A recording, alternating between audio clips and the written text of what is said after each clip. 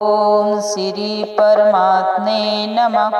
ओम श्री सतगुरुदेवाय नमः। देखो 8वां अध्याय चल रहा है। 8वें अध्याय में 25वां श्लोक है। भगवान बता रहे हैं क्योंकि जगत के यह 2 प्रकार के शुक्ल और कृष्ण अर्थात देवयान और पितरयान मार्ग सनातन माने गए हैं। देवयान और पितरयान मार्ग सनातन माने गए हैं। इनमें एक के द्वारा गया हुआ पीछा न आने वाली परम गति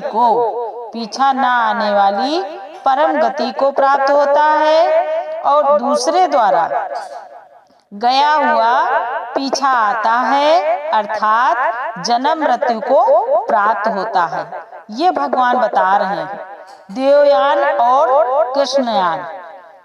तो भगवान बता रहे हैं कि एक के द्वारा गया हुआ पीछा न आने वाली परम गति को प्राप्त होता है और दूसरे द्वारा पीछा आता है अर्थात जन्म मृत्यु को प्राप्त होता है।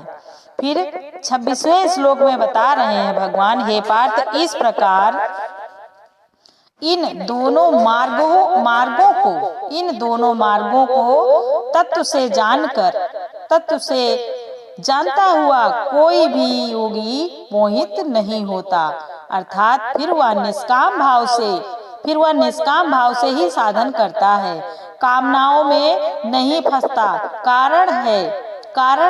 इस कारण है अर्जुन, तू सब काल में समत्व बुद्धि रूप योग से युक्त हो अर्थात निरंतर मेरी प्राप्ति के लिए साधन करने वाला हो।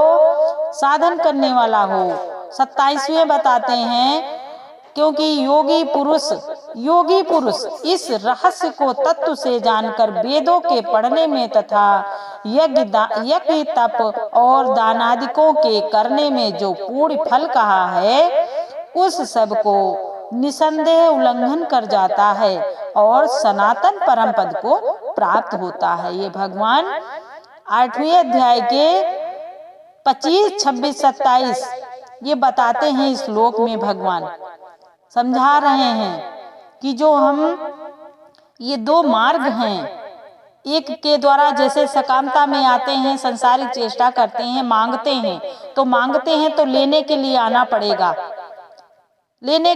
पड़ेगा और जब हम कुछ नहीं मांगेंगे, निष्काम भाव से साधन करेंगे, निष्काम भाव से कार्य करेंगे, पूजा भक्ति सेवा जो भी करेंगे निष्काम भाव से करेंगे, हमको कोई चाहना नहीं है तो फिर हमें आना नहीं पड़ेगा। ये भगवान बता रहे हैं। ये 2 मार्ग हैं प्रेमियों।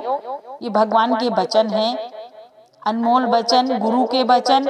इन वचनों को सुने, मनन करें और इन पे चलें, क्योंकि संसार तो दुख्यालय है।